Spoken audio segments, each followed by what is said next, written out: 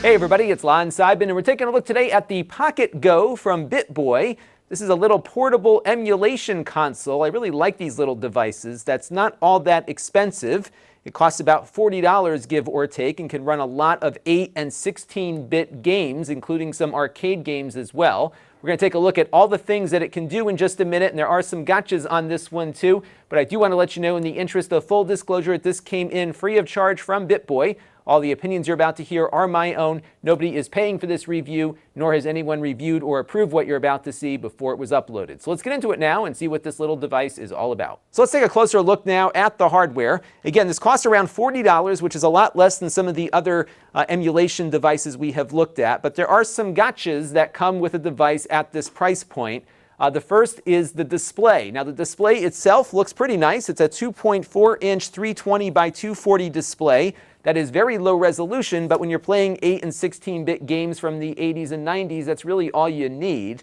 But there are some issues with the backlight on it. As you can see in the upper left-hand corner, there's a light bleeding through. You don't typically see it when you're looking at a bright screen like this one, but on darker scenes, it'll become more evident. And then when you're in darkness, you'll actually see that light glowing through the plastic. So it's just one of those things that you get when you have a cheap device like this. But overall, the display looks pretty good, minus that issue. They even put some Gorilla Glass here over it, so it adds a little bit of class to an otherwise low-cost device. The directional pad is a little springy, and it's a little tighter than I would like. I would have liked something that felt closer to an NES gamepad. So it's not bad for playing games, but it does feel a little off, and it was something that I thought might take some people a little time to get used to, so I wasn't crazy about that. I do like the buttons, though. They have a lot of travel here, as you can see. They're pretty springy, and overall, the buttons are well-spaced and a good size, despite how small this little guy is. So I think they did okay on the buttons. The D-pad could have been a little bit better. You got a select and start button here and a little speaker for playing back the games. It is a mono speaker. What was interesting, though, is that when you've got stereo games, you're only going to get one side out of the speaker. And I noticed this when I loaded up the Sega CD BIOS, which usually has a sonic ring sound and go out of the left and the right. I think I only heard the right coming out of this speaker. So you could plug in headphones at the top if you wanted to do something else with it. So you've got the full button layout here, and then you also have a left and right shoulder button here at the top, so it largely mirrors the Super Nintendo layout, so you should be fine with most of the consoles that it supports from a control standpoint. They give you an 8 gigabyte micro SD card in the box that goes in here. That has the operating system and all the emulators preloaded on it. There will occasionally be updates that come out, and you're going to have to repartition the card and do your own installation in the future. So it's going to be possible to update the firmware on this. It's just not going to be easy to do so, but there are some websites out there to help you through that. Now, you do have 2 jacks on the top here that look like headphone jacks. This is the headphone jack here, but they also have an AV out. So if you wanted to hook it up to an analog TV with RCA cables, you can get that done just by plugging it in there. So there is a TV out, but it's not HDMI out. It's just standard video that you would plug into an old television set. Over here is a USB charger, and they give you a cable in the box to accomplish that. And the battery life on this one is about 3 to 4 hours. Not spectacular, but good enough to get a good round of retro gaming in. And then, of course, you could use it while it is plugged in. You also have a reset button here, which is what you use to get out of an emulator to its menu or back out to the main menu. So it's actually pretty easy to navigate here. It looks a lot like the GCW Zeros interface. That was an emulation device we looked at a number of years ago that did a very nice job of emulating these old consoles. This one doesn't do as good of a job, but it is running the same open source emulators that you'll find there. It supports a lot of different consoles, again, mostly 80s and 90s, 8 and 16-bit stuff, including the Game Boy, Game Boy Color, the GBA, the NES, the SNES, the Sega Master System, the Mega Drive and Genesis, the Atari 2600, Lynx, PC Engine, including the Turbografx, PS1, barely, and we'll talk about that in a minute. Some MAME arcade games that support it, Neo Geo, DOS even, and then a few other extra Game Boy emulators on here. So it's got a good selection of systems that I think will be good for fans of that era. And that is pretty much it. There's nothing here on the back. You do have a volume control here for the speaker and or headphones. And then over here is the power switch, although they do recommend that you shut it down through the menu first and then throw the switch. and that is the best way to get it turned off. It is powered by a little all-winner F1 C100S processor. It's a little ARM chip, and it only has 32 megabytes of RAM, but that's all it needs, and it's able to get the job done with that limited amount of hardware there. So that's how they can keep the price down on this, and I think if you are looking to play these games, it's probably all you need. Now, speaking of games, let's take a look and see how it performs. There are some serious issues with how it renders video, which I think really detracts from the experience overall, but I think it might be fixable. Let's take a look.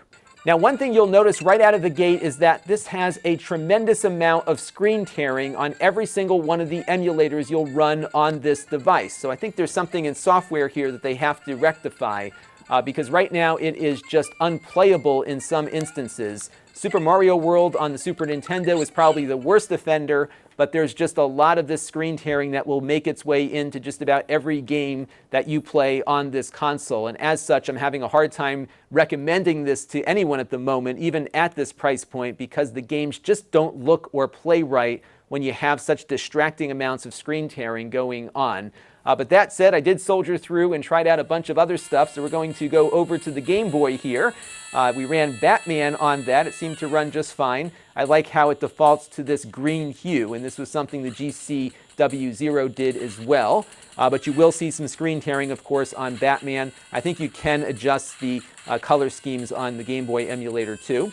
It does Game Boy Color games also, and we ran Zelda Link's Awakening DX, and that looked and ran pretty nicely. I found that a lot of games that are scrolling top to bottom versus left to right seem to be a little bit better with that screen tearing issue, and that was one game that didn't distract me all that much, so that was okay. We also ran the Game Boy Advance emulator. Kirby and the Amazing Mirror ran fine. And then Super Mario 3 was also running, but again, the screen tearing was taking away from a lot of that experience. And on the Sega Genesis / Mega Drive emulator, we loaded up Sonic 3, and that seemed to work better than most of the other games that we tried on the system. I didn't really notice the screen tearing there for some reason. That was rather odd, but nonetheless, it looked great. We also were able to get Sega CD games to load up on here too. You do have to put the BIOS in the right spot on the card. I'll put a link down below to give you a guide as to where to get those BIOSes placed. And once they're there, you can boot up an ISO and have at it. And we ran Sylpheed, which is one of my favorite shoot-'em-ups from the Sega CD era. But here, that screen tearing issue comes into play once again. So check out this scene of these big laser blasts coming in and taking out one of the ships. And now take a look at what it's supposed to look like. And this gives you an idea as to maybe some of the issues that are happening under the hood insofar as video rendering is concerned. It's really kind of taking away from the accuracy of these emulators, which I know can do a better job than what we're seeing on this hardware. Now, the emulator can play 32X games, but the hardware really cannot. So you can get the 32X games to load up, but it's going to be very sluggish and completely unplayable given the low-end hardware at work here. But again, the Sega CD and the Genesis and Mega Drive stuff should be just fine. It also runs, of course, the Turbografx 16, also known as the PC Engine, depending on what part of the world that you're in. And that emulator also supports CD-based games. So we loaded up Rondo of Blood, which is the Castlevania game that many say was the best one ever made, and that one ran nicely on here. All the audio worked great, and of course the visuals and gameplay were pretty consistent as well. And Neo Geo titles ran very nicely on here. You're watching a little bit of a Samurai Showdown game here. That played very smoothly, great frame rates. It looked very nice on the display, no problems there whatsoever. We also ran Metal Slug, and that one also ran very nicely here too. So I think you'll have a very good experience with a lot of the Neo Geo games you might come across. It does an okay job with arcade titles, but not great on some of the newer arcade games. I tried out Teenage Mutant Ninja Turtles using the MAME emulator that comes built in. That was playable, but it wasn't running at its full frame rate, and I was hearing some audio breaking up in the process of playing the game as well. So I think you'll probably want to stick to some of the older 8-bit arcade titles as opposed to some of the newer 16-bit ones. Now, it does support PlayStation 1 games, but as you can see here, the performance is kind of all over the place, so it's really not going to do well with some of the 3D-based games.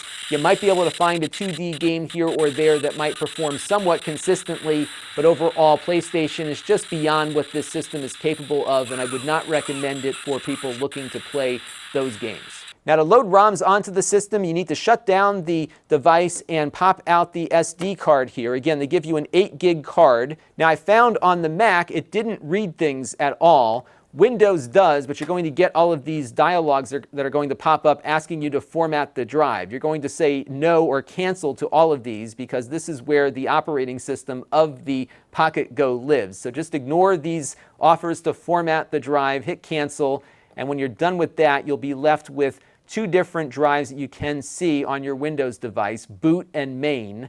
And what you want to do is go over to main and then go over to the ROMs folder, and that's where you can drop ROMs in for all of the emulators that are supported on the Pocket Go. And then some of the emulators themselves have their own directories. So for example, when we wanted to get the Sega CD BIOS loaded up, we dropped the BIOS files here into Pico Drive to get those to work with that particular emulator. So just be advised, Mac users are going to have a hard time getting ROMs onto the system. It just didn't recognize the card at all. Windows is fine, but you're going to see a lot of stuff fly on screen when you do it. And because everything is on the SD card here, you're going to have to do firmware updates yourself, which involves downloading software and having the card get partitions correctly for the Pocket Go here. There are some tools that will do it for you, but it's not as simple as just plugging in and running a firmware updater. So just be advised, when they do fix things, you're going to spend a little bit of time having to get everything installed properly on the card to get the Pocket Go working better. Now, given the low price tag of this device, I was not expecting much, and I was actually not surprised to see things like that backlight bleed or the buzzing that I'm hearing out of the speaker when the volume is turned up and those sorts of things. But the screen tearing issue was one thing I did not expect, given that it shouldn't be happening, and I think it's something that prevents me from recommending this to anyone at the moment, even at this low price. It really just isn't a good experience, and I know this hardware can do better than what we're seeing on here currently. So what I'm going to do is hang on to this, and if they do address the issue, I will come back and do an update on it. But at the moment, I'm not going to recommend this because I know people that buy these devices buy them to enjoy old games, and the old games, given the screen issues, are just not enjoyable, even at $40. And I think we need to get that rectified before I can start recommending people pick one of these things up to relive some of the classics from the past. It's got a lot of potential. This is a really cool form factor. I like the way it feels. I like the price. I just don't like the way these games look, and that is something that they need to fix before we go further with it. Until next time, this is Lon.TV. Thanks for watching. This channel is brought to you by the Lon.TV supporters, including gold-level supporters, the 4 Guys with Quarters podcast, Tom Albrecht, Brian Parker, and Kalyan Kumar. If you want to help the channel, you can by contributing as little as $1 a month.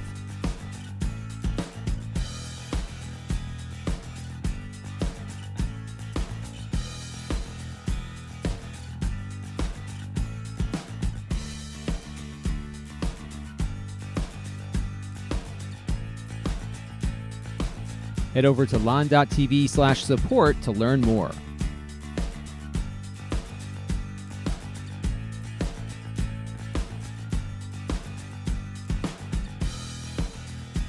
And don't forget to subscribe. Visit lon.tv/s.